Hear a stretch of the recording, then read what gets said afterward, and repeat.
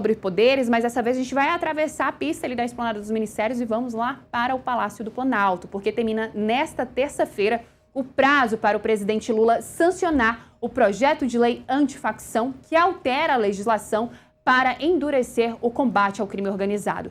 Esse texto foi aprovado na Câmara dos Deputados no mês passado e deve ser chancelado com alguns vetos. Mas quem vai trazer informações para a gente sobre essa possível sanção e também possíveis vetos ao projeto é a nossa repórter Camila Xavier. Camila, a gente já tem até manifestação de entidades, né, que indicam aí que o presidente Lula deve fazer alguns vetos a essa proposta que foi aprovada. Texto esse que caminhou muito lá dentro do Congresso Nacional e finalmente chega então para a sanção do presidente Lula, né, Camila?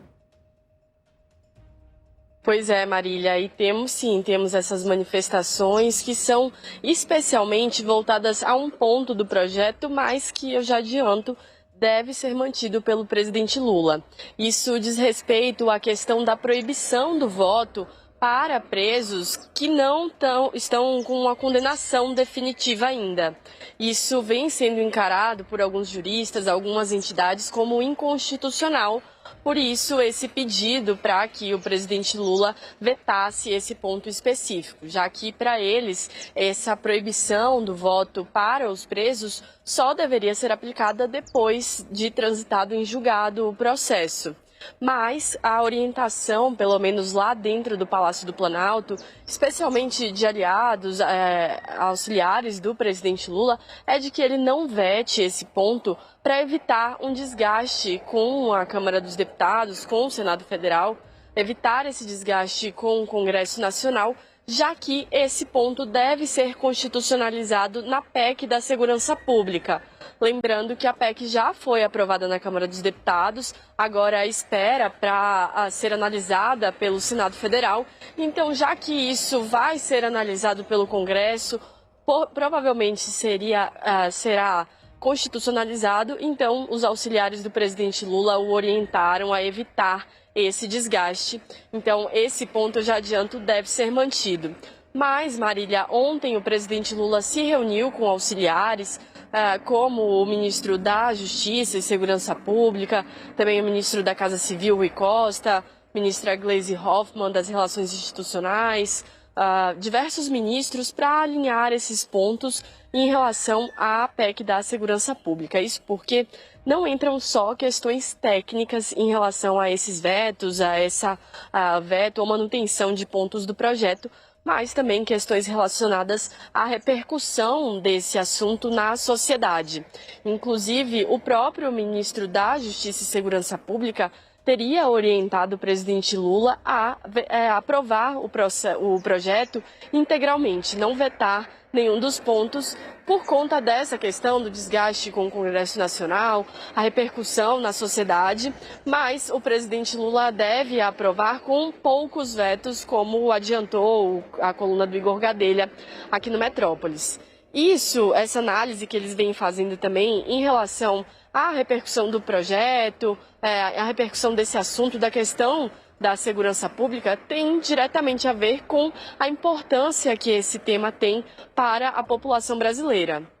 E eu lembro aqui que esse ano é ano de eleição, essa é uma das maiores preocupações para os eleitores, então pesquisas indicam que a população se preocupa com essa questão da segurança pública e isso foi um dos pontos, deve ser um dos pontos levado em conta pelo presidente Lula para vetar poucos pontos em relação a esse projeto, Marília.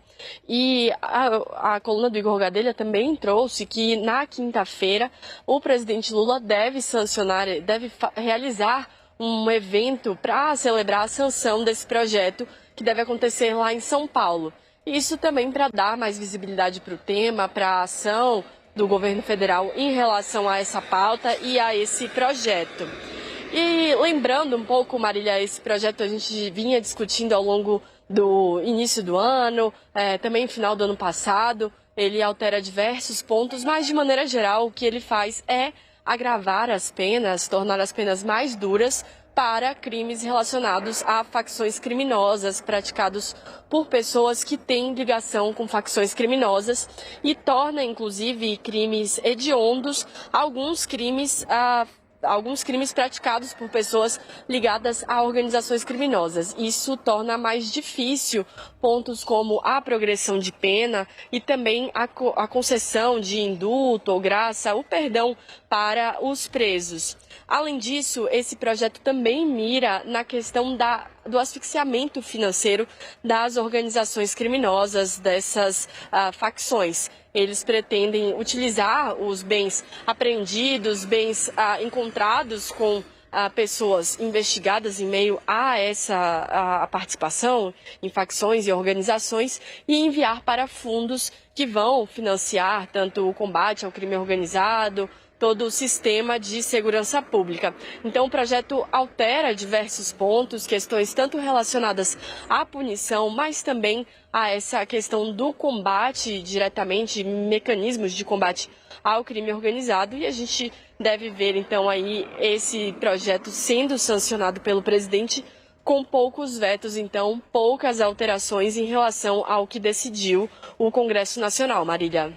Camila, e diferente, né, do que aconteceu lá dentro do Congresso Nacional, porque na Câmara dos Deputados o texto foi alterado ali diversas vezes pelo relator, o deputado, então, Guilherme Derrite, que deixou o governo de São Paulo e foi para a Câmara dos Deputados para poder relatar essa proposta. E agora o presidente Lula ele quer deixar ali o seu DNA, né? Porque é importante a gente destacar que é um texto que veio do Executivo, mesmo com aquelas diversas alterações. O governo ainda quer deixar o seu DNA porque deve ser uma das bandeiras utilizadas nas eleições à segurança pública, certo, Camila? Exatamente, Marília, mas teve algo que mudou radicalmente ao longo da discussão desse projeto, que foi a mudança no comando do Ministério da Justiça e Segurança Pública.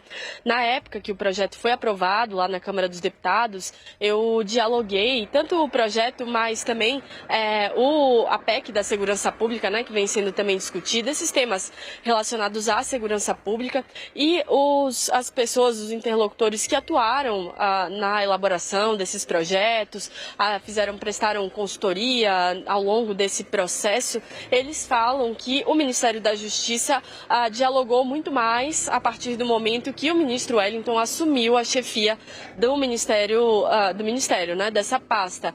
Então, o governo federal acabou se abrindo um pouco mais para dialogar em relação às alterações, às propostas da Câmara dos Deputados. Eles aceitaram fazer diversas concessões.